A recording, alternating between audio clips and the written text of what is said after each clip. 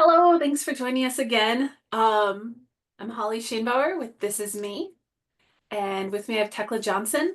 Um, if you've just gone through the training on trauma, this is kind of part two of being the photographer that for This Is Me. I'm going to be doing this one, and Tekla's going to jump in with ideas and thoughts as we go. So hopefully you'll get a little bit more of the how-to and the logistical stuff with this one. So how to become a This Is Me photographer. The initial sign up is on our website at idoexist.org. There's a background check, or there's a way to submit an application to be a photographer.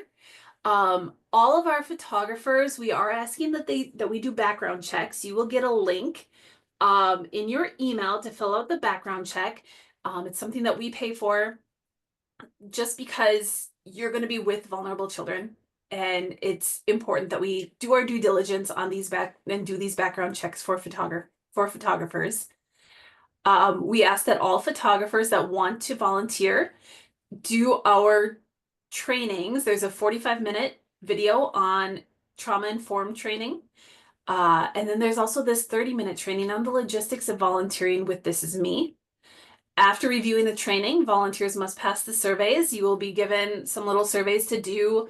I don't want to use the word quizzes or tests because they are surveys, just to make sure that you were able to get the full scope of what these trainings say. And then each year, volunteers will be asked to recommit to This Is Me and do an additional 30-minute training. We don't have guidelines of how many photography sessions you need to do or anything like that. We understand that you're a volunteer, and we are grateful for you for having you volunteer. Being a photographer is not just pointing a cell phone and taking a photo. We understand that, we recognize that, and that there's a lot of time and commitment that goes into taking photos. And we are just so grateful to have so many amazing volunteer photographers on board with This Is Me, and it's going to be amazing. So types of photo shoots you may be asked to do. Not everyone needs to do every type. So if you're uncomfortable doing newborn shoots, you don't have to do those. You can choose which kind of shoots you want to do. But currently, we are going to be offering senior photos for seniors in high school, adoption photos, reunification photos, and newborn photos. Occasionally, there might be something else that comes up, and that would be kind of an offshoot, and I would contact someone individually for those. But these are the four main types of photo shoots you could potentially be asked to do. Senior photos. Senior photos are important. It gives kids their own identity at an impactful point in their life. One of the things that we say is our primary goal is to give these young people the confidence to see themselves as more than their circumstances, to show them that they have the power to shape their own narratives. And I think with senior photos, that is the ultimate time that we can do that. Senior photos are with their footballs, their basketballs, their designs that they've created. They show that they're artists, that they're, something more than just a foster kid. Tekla, did you want to add anything in here? Yeah, I mean, I just think that what you're saying is the point of the senior photo, and that I think you'll probably be talking about this, but in any of these photos, like you were saying earlier, there can be a mixture of emotions that can be maybe a wider variety of emotions, maybe some ambivalence, and maybe even with senior photos, like a challenge in finding some of those other identities or feeling comfortable kind of having those come forth. So just being aware and slow and kind of using all those tips from the first video. Yeah, absolutely. So tips for senior photos. Try to capture what makes this teen unique and special. What are they passionate about? What makes them them? You might have to help them come up with some of those things. A lot of times these kids might not know. But also, senior year can be very scary for kids in foster care. They're aging out of the system soon, and many don't know what that means or where they'll go. And then to others, it might be a way out. We need to be sensitive about where this child's at. And so, like Tekla said, definitely emotions everywhere. One of the things that always bothers me is when you look at a yearbook, a senior yearbook, you see these senior photos of all of these kids that are in their senior class, and then you get this gray square, right? With the child's name in it, that gray square. And you can almost tell that those are the foster kids because they don't have their senior photos taken. And that's what we need to change. They are part of that class. They are part of these kids. They have an identity. They're not just a gray square in a book. And Yeah. that's why, these photos are so important. Many kids in foster care not will struggle with their senior photos. They don't feel beautiful or important.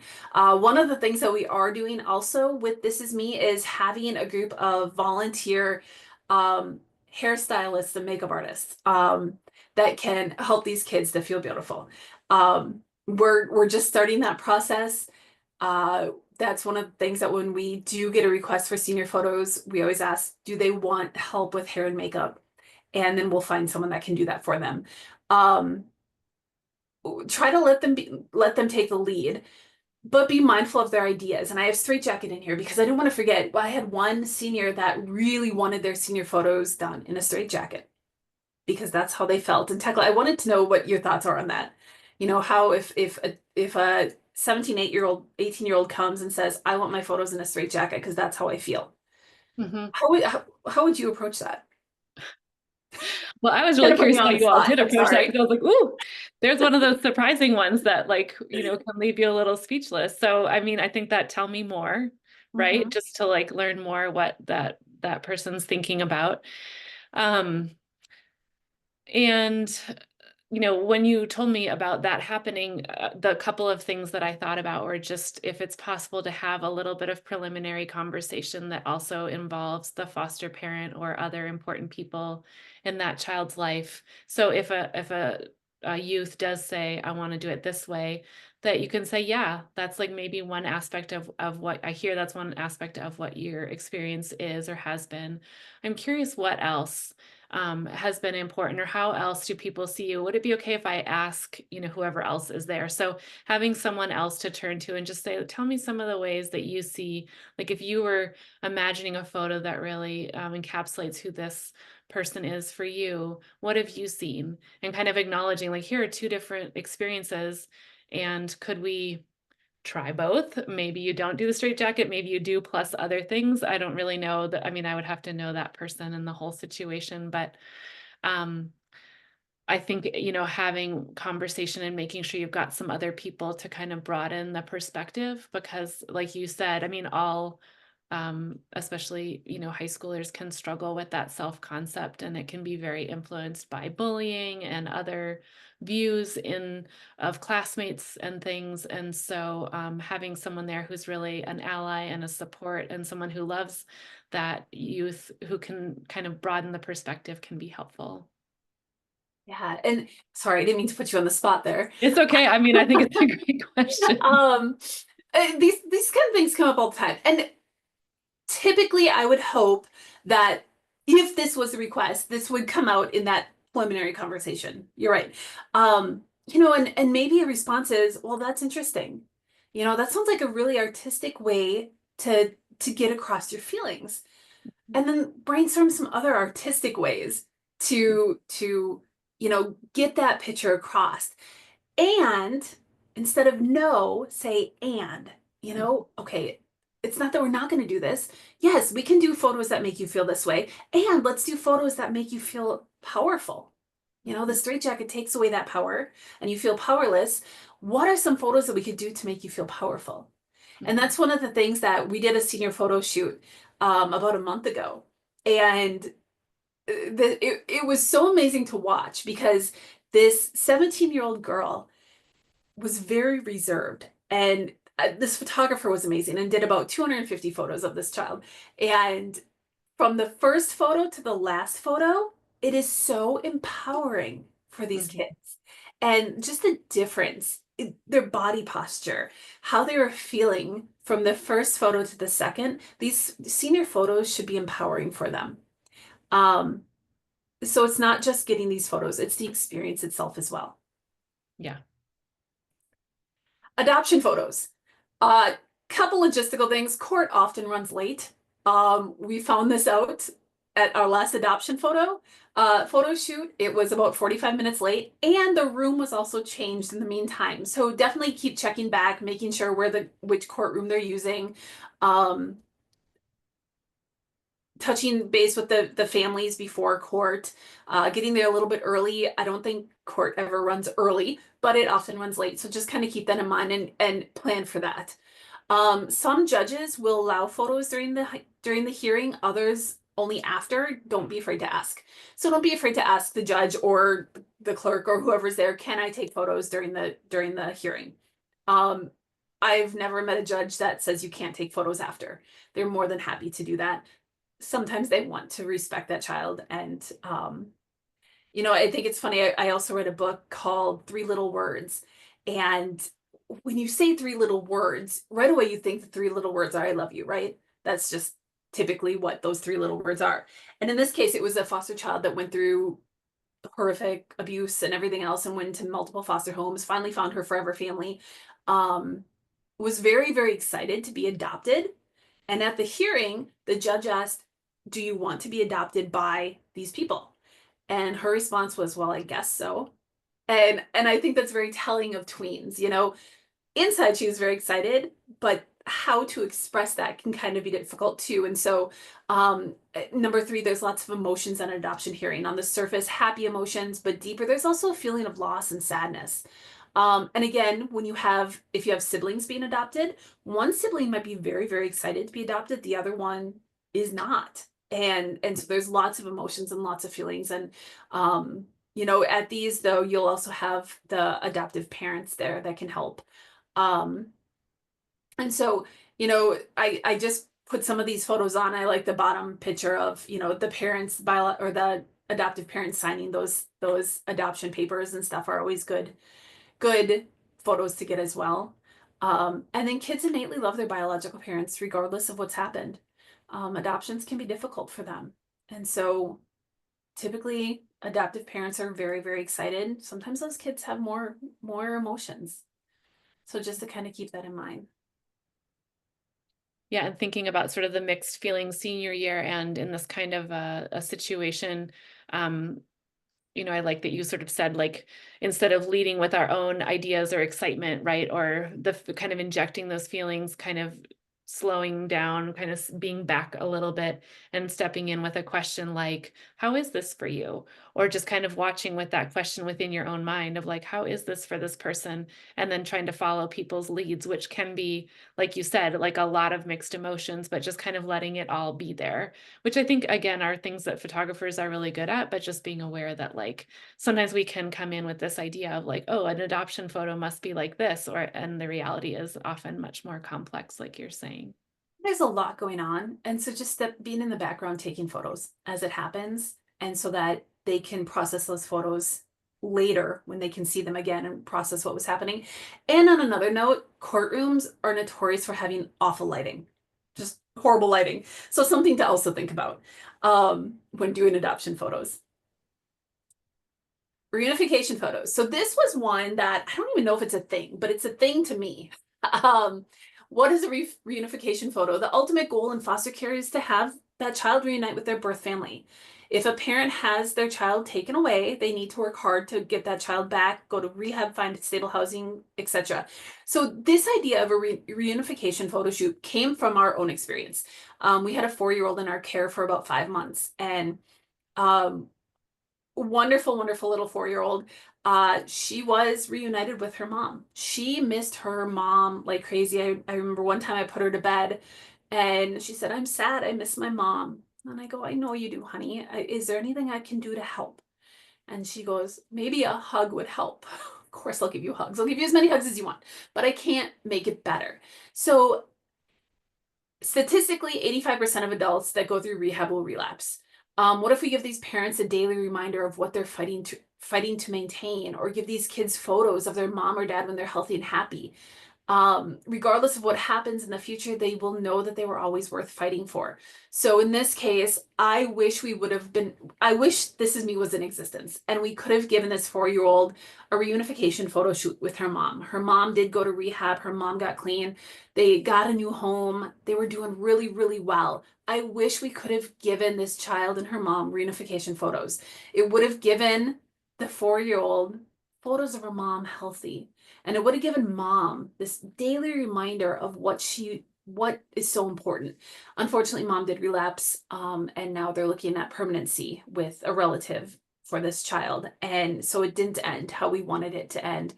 Um, but as she gets older, she's 6 now, and as she gets older, those photos of her and her mom would have been absolutely priceless. She's going to want to know her mom and where she came from. And regardless of what happens with mom in the future, I think reunification photos can be some of the most powerful photos that we do. Is anything Agreed. No, Yeah. I just think it's totally true. I mean, the programs I've worked with in early childhood have that premise, and it is, shown to be true that when parents are given opportunities, like they do work hard, and the idea of a photo is a powerful motivator to do what people need to do to try to be able to be parents. And it doesn't always work, but again, that connection is lifelong. Um, so having a photo, no matter what the outcome is still really powerful for people to look back on and hold on to. Imagine how cherished that photo would be if this little one gets adopted by someone totally different down the road. And having that anchor, that photo of her and her mom would be huge for her. Yeah. Newborn photos. So we weren't originally going to do newborn photos. This Is Me is about giving kids an identity and how do you give a newborn an identity. But we have a 13-year-old son, and he is one of the most empathetic kids that I have ever met. And I got a request for newborn photos for newborn twins. And I was driving him. We were in the car one day. Conversations happen best in the car. They can't run, so they have to talk to you. And so I'm like, I don't know what to do with this. And he goes, Mom, I love looking back at my baby photos. Kids in foster care need to know that someone knew they were important enough and worth taking photos of when they were born. I'm like, all right, yep, we got to do this. So he's right. What teen doesn't love having newborn photos taken? And that stupid send a baby photo in for your senior year, and these foster kids that don't have baby photos always feel left out. Giving them these newborn photos would stay with them forever. Newborn photos help give kids an identity from the start. They are important and they are enough. Purpose 2, newborn photos also give mom a reminder of why she fights, why she needs to continue to fight, and that she is needed in this world. So again, a reminder to mom. So how does this happen? So steps to doing the shoot. Step number 1, we will send out an email to trained photographers, letting them know that we have a photo shoot and what needs to be done, where, possible dates, times. We'll let you know that we have a newborn shoot in Rochester that needs to be done, so that some of our volunteer photographers up in Duluth probably aren't going to want to do that one. Or, it needs to be done in a studio because it's newborns. Well, some of our photographers don't have studios, so then they wouldn't respond. But if it's one that you do want to do, you would then respond with, I am interested in doing this. I'm available. I would get your availability. You'll respond to the email if you're interested in doing the shoot. Step number 3, you'll be contacted by someone at This Is Me with the details to have a conversation with more information. This might be, okay, you're doing a senior shoot. This might be where we tell you that this child has an idea that they want to do it in a straitjacket. Okay, this would be where that conversation happens. Or it's not just a newborn shoot, it's for newborn twins. Or we'll give you more details. The child is living with grandma right now, and grandma might take them to this photo shoot. Or the social worker will be bringing them, or whatever it is. This conversation would happen in step 3. Step 4, This Is Me will be the go-between with the foster parent and the social worker. So you don't have to have those conversations with the social worker or with the foster parents. That would be for us to do. Then you'll do the shoot. Someone from This Is Me may or may not be there. You can always ask to have someone from the organization there, and we will make that happen. So if you would prefer someone from This Is Me to be there, let us know. We can make that happen. But if, for instance, the senior photo shoot that we did, the social worker was there. This Is Me doesn't necessarily have to be there. That's why all of our photographers are going through this training and are doing background checks. Um, if it's a difficult shoot for some reason, lots of trauma, whatever it is, we may send someone with, if someone's available. Step 6, once the photos are complete, they will be sent to This Is Me. They will not be sent directly to the social worker or to the adoptive or foster parents. They will be sent to This Is Me. We will keep them in a folder in our database so that we always have those photos so that they don't get lost or anything like that in once. So kids in their first year in foster care, they're going to go to, on average, more than 4 different homes. If they grew up in foster care, they're going to go to over 15 different homes. That's a lot of movement. We want to make sure that those photos don't get lost. So we will take those from you and we will disperse them to them. And then we'll also ask you to log your hours.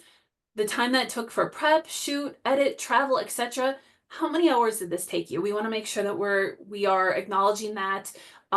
This Is Me is grant funded. So if we can say that we have, 75 hours of volunteer photographer work versus 7, that 75 is going to look a lot better on a grant application. So that's why we want to make sure that we track those hours as well. We are working on getting a system, a database, so that that also has an app so that you can see what photo shoots are available. You can log your hours within that app. That's something that we will have very, very soon if we don't already, by the time you're watching that. And so you can work along with that app and be able to ask questions through that as well. So just a couple other thoughts. This Is Me photographers must take appropriate photos, obviously, but we have to put it out there. Show off the kids' individuality and passions. Remember, the mission of This Is Me is to provide youth in foster care an identity to promote confidence, dignity, and a positive self-worth. Read the room. You may only get 2 to 5 pictures, and that's okay. If the child's just not having it, we got 2 to 5 photos, they're done, be done. We're not going to force these photos. That's okay. 1 photo is better than none. Remember, kids in foster care are vulnerable children. Photographers may never post photos of these kids on social media or on the internet, ever. There could be legal consequences of doing so. I know that social media is so important to photographers. Please don't post these photos. Sometimes it's a safety thing. Sometimes it's, that's, even as a foster parent, I can't post photos of the kids that we have in our home on social media or online. We just can't. However, if it's possible to get a photo of the child without their face showing, please do so. You might need to be creative. If we get the appropriate photos to keep kids anonymous, we will try to post those on our social media account and tag you as a photographer. So we want to give you credit. I'm just going to scroll back real quick to the newborn. The feet picture was one of the photos of the newborn twins that was taken by a This Is Me photographer. That can be shared. I love that so much. Photos like that. I was with on a couple shoots and I got a couple pictures that I took, obviously not professional quality, of the photographer taking photos of the kids from their back, which is awesome. But we can share some of those. We can share. You can't. We can, and tag you in those. Tekla, did you have anything else? Not on this part, nope. Okay. All right. So we are just so grateful. We are better because of you. This Is Me is all about giving these kids an identity, giving them photos. That's one thing. That 11-year-old that came into our home did not have any photos. She had been in 9 homes in 9 years in foster care. She was in foster care for 9 years and she had nothing to show of it. It's like she didn't exist. And that's kind of where the idea of This Is Me came from. Had she had a yearbook, she could have pulled out and said, that's my friend I want to be friends with. And instead, she had switched schools again. She had nothing. She had no contact information. An 11-year-old doesn't know their friends' last names typically. Her previous placement didn't have contact information, so she had to start over again. And so This Is Me is getting kids in foster care yearbooks so that they have that. It's those photos of their friends. Whenever we have foster kids, we always take lots of photos and send them home when they get reunified or move on with a photo album of photos. But all of those photos are with our kids and in our family and what we do. But to these older kids, their family is their friends. And so yearbooks already have photos of them in clubs and sports and things that are important. Um, and so getting each foster kid a yearbook is so important. Getting them club and sport photos. That 11-year-old, one of her most prized possessions, we got her volleyball photos, and it shows her being on a team, being a kid that looks like every other kid. Those bubble letters are gone that say foster kid. It just says volleyball player, volleyball team. And she loves those photos. And so that's kind of how This Is Me started. And then I'm like, what if we could give them photos for their senior year so that they could go in those yearbooks? What if we could help with things like horse camp or cooking class or something that makes them that they're passionate about? What if we can do more? The statistic that really blows my mind is there are 6.7 million state and federal prison inmates in the prison system in the US. 6.1 million of them were in the foster care system. Obviously, something's not working. The system is broken. We know this, but how do we fix this? I don't know. And I don't know if taking photos of kids is going to fix anything, but if we can help even a few of those kids really delve into their passions and get excited about doing something other than what the typical foster kids stigmatized future looks like, maybe we can do some good. So that's kind of where This Is Me came from and why these photographers and the photos that you take are so important. So we thank you so much for being willing to volunteer your time and your talent. We couldn't do it without you. So thank you, and watch your emails, and we will definitely be in touch. Anything else, Tekla? You're good? Yep, that's wonderful. Thank you. Awesome. Thank you so much.